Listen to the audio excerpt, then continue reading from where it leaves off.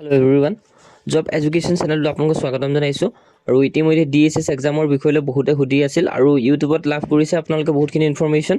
চ' গতিকে মই এটা সঠিক ইনফৰমেশ্যন আপোনালোকৰ আগত দিবলৈ চেষ্টা কৰোঁ। আৰু ইয়াতে এডমিট কাৰ্ড, লগতে আমাৰ ষ্টাডি গ্ৰুপ আৰু কেনেধৰণে PUIQ এনালাইচিছ কৰিম, লগতে মুক টেষ্ট পেপাৰ বিষয়লৈ আমি আলোচনা কৰিম, য'ত আপোনালোকে 100 মুক টেষ্ট পাব, কেনেধৰণে পাব সকলোখিনি কথা আমি ইয়াতে ডিছকাছ কৰিম। গতিকে আপুনি যদি বহুত বেছি ইচ্ছা কৰি আছে যে DSSৰ এক্সামটো দিম বুলি, আৰু তাৰ বাবে যিটো পেপাৰ পেটাৰ্ণ হয় সেই বিষয়টো জানিবৰ কাৰণে আমাৰ লগত এই ভিডিঅ'টো অৱগত হ'ব পাৰে। চ' গতিকে ফাৰ্ষ্ট আমি কথাটো আলোচনা কৰিম DSSৰ এক্সামটো কেতিয়া হ'ব। চ' গতিকে আপোনালোকে ইউটিউবত বহুত বেছি ইনফৰমেশ্যন পাইছে যে ফেব্ৰুৱাৰীত এক্সামটো হ'ব। আৰু ইয়াতে যদি চোৱা যায় DSSৰ এক্সামটো কিয় ফেব্ৰুৱাৰীত হ'ব পাৰে সেই বিষয়টো মই ক'ম ইয়াতে। যিহেতু আমাৰ এক্সাম এটা আহি আছে JEE junior administrative assistant Guwahati হাইকোৰ্টৰ। চ' গতিকে তাতে আমাৰ ফেব্ৰুৱাৰী 1 তাৰিখৰ পৰা এক্সামটো হ'ব। কিন্তু ফেব্ৰুৱাৰীৰ পৰা যিহেতু ষ্টাৰ্ট হ'ব কোড অফ কণ্ডাক্ট, অৰ্থাৎ যিটো ইলেকশ্যনৰ কাৰণে। আৰু ইয়াতে যদি চোৱা যায় যে গুৱাহাটী হাইকোৰ্টে 1 ফেব্ৰুৱাৰীত এক্সামটো অনুষ্ঠিত কৰিছে, এইটো কথাই জানিব পাৰি যে ফেব্ৰুৱাৰীত এক্সাম হোৱা চান্স বহুত আছে আমাৰ DSSৰ। কাৰণ যদি JEE এক্সামটো 1 ফেব্ৰুৱাৰীত হৈ যায়, তাৰ পিছৰ 3টা সপ্তাহ বা 2টা সপ্তাহৰ পিছতে আপোনালোকৰ DSSৰ এক্সামৰ বিষয়লৈ সকলোখিনি ইনফৰমেশ্যন পাব। মই যিটো ভাবোঁ যে ফেব্ৰুৱাৰীত যেতিয়া 1 তাৰিখ হ'ব, তাৰ পৰা অফিচিয়েল ইনফৰমেশ্যন আপোনালোকৰ আগত হয়তো অৱগত কৰাব পাৰে।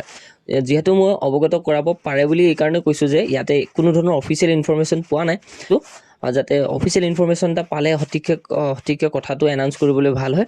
চ' এইটোৱে কথা হয়, আপোনালোকে এটাই কথা মনত ৰাখক যে ফেব্ৰুৱাৰীত এক্সামটো হোৱা চান্স বহুত বেছি আছে। ৰিজনটো মই ক'লোৱেই যে JEE এক্সামটোৰ কাৰণে। এতিয়া ইয়াতে এডমিট কাৰ্ড কেতিয়া আমি লাভ কৰিব পাৰিম, অৰ্থাৎ এক্সামৰ এসপ্তাহৰ আগতে আপোনালোকৰ এডমিট কাৰ্ডবিলাক ৰিলিজ কৰিব। চ' গতিকে আপোনালোকে সকলোখিনি ইনফৰমেশ্যন পাবই সেই বিষয়লৈ। আৰু ইয়াতে ষ্টাডি গ্ৰুপ সেই বিষয়লৈ আলোচনা কৰিম, যিহেতু JEE এছপিৰেণ্ট বহুত বেছি আমাৰ লগত জইন হৈ আছে আৰু তেওঁলোকে বহুত বেছি ভাল পাইছে আমাৰ ষ্টাডি গ্ৰুপটোক। চ' সেইকাৰণে বহুতে কৈ আছিলে যে ষ্টাডি গ্ৰুপটো যদি খোলা হয় তেতিয়া বহুত বেছি হেল্পফুল হ'ব বহুত বেছি কেণ্ডিডেটৰ কাৰণে। কাৰণ বিভিন্ন ধৰণৰ পেইড কোৰ্চ আজিকালি চলি আছে। আপোনালোকে এক্সাম এটা নোহোৱাৰ আগতে পেইড কোৰ্চ আগতীয়াকৈ লঞ্চ কৰি দিয়ে, আৰু তেনে ক্ষেত্ৰত বহুত বেছি কেণ্ডিডেটে ডিফিউজড হয়। আৰু কনফিউজডৰ ফলত তেওঁলোকে বহুত বেছি পইচা নষ্ট কৰিব লগা হয়, কোনো ধৰণৰ তাৰ পৰা এটা প্ৰডাক্টিভ ভেলু নাপায়। চ' সেইকাৰণে আমি ভাবোঁ সদায় ফ্ৰী বস্তু এটা ভাল পেইড হিচাপে দিব লাগে, যাৰ কাৰণ ফ্ৰী বস্তুৱে পাব কিন্তু পেইড বস্তুখিনি ফ্ৰীকৈ পাব, সেইটোৱে কথা হয়।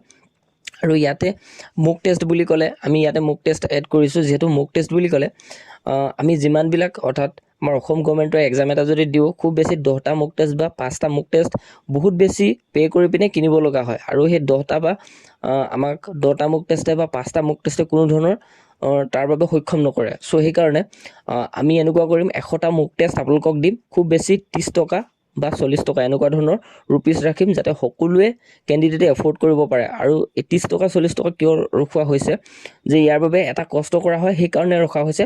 যদি তাৰ ভিতৰত বহুত বেছি কেণ্ডিডেটৰ পইচা পাতি অসুবিধা হয়, তেতিয়া আমি ফ্ৰীকৈ দিয়াত থাকোঁ যিহেতু।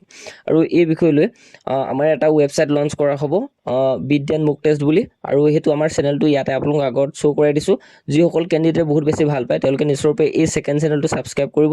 JEE এক্সাম হোৱাৰ পাছতে আপোনালোকৰ মুক টেষ্ট দিনত 2টাকৈ মুক টেষ্ট লাইভ কৰা হ'ব। আপোনালোকে ভিডিঅ' চাই মুক টেষ্ট দিব পাৰিব, বা আপোনালোকে পোষ্ট অফিচত অৰ্ডাৰ কৰি আমাৰ মুক টেষ্ট এভেইল কৰিব পাৰিব, কিনিব পাৰিব, যাতে OMR থকাকৈ। চ' এইখিনিৰ কাৰণে সকলোখিনি যোগাৰ কৰি থকা হৈছে। চ' আপোনালোকে যদি জইন হ'ব বিচাৰে আমাৰ চেনেলটোত জইন হ'ব পাৰে, বহুত বেছি আপোনালোকৰ কাৰণে হেল্প হ'ব। আৰু এইটো কথা হয়, মেইন মটিভটো হৈছে ফ্ৰী বস্তু দিয়া যাওক শিক্ষাৰ ক্ষেত্ৰত, যাতে সকলোৱে লাভ উঠাব পাৰে আৰু আমাৰ চেনেলটোক বিশ্বাস কৰিব পাৰে। তো ইমানে ইনফৰমেশ্যন আছিলে। আপোনালোকে ফেব্ৰুৱাৰীৰ কাৰণে এই JEE এক্সামটো দিয়াৰ পাছতে ফেব্ৰুৱাৰীৰ কাৰণে দ্বিতীয় এক্সামটো হৈছে DSS, ইয়াৰ কাৰণে প্ৰিপেৰেশ্যন ষ্টাৰ্ট কৰিব পাৰে। আৰু তাৰ বিষয়লৈ আমাৰ চেনেলে সদায় সহায় কৰা হ'ব। আৰু যদি আপুনি আমাৰ চেনেলৰ লগত JEE বা বিভিন্ন ধৰণৰ জড়িত হৈ আছে, নিশ্চয়ৰূপে এটা কমেণ্ট কৰিব। আৰু যদি কিবা বুজি নাপায়, নিশ্চয়ৰূপে সকলোখিনি ইনফৰমেশ্যন দিয়া হ'ব।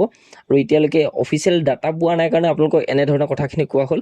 যেতিয়া অফিচিয়েল ডাটা আহিব, সকলোখিনি আপোনালোকৰ আগত খুব ভালকৈ এনাউন্স কৰা হ'ব। তো ইমানে আছিল ইনফৰমেশ্যন। আজিলৈ ভিডিঅ'টো ইমানতে সমাপ্ত কৰিছোঁ।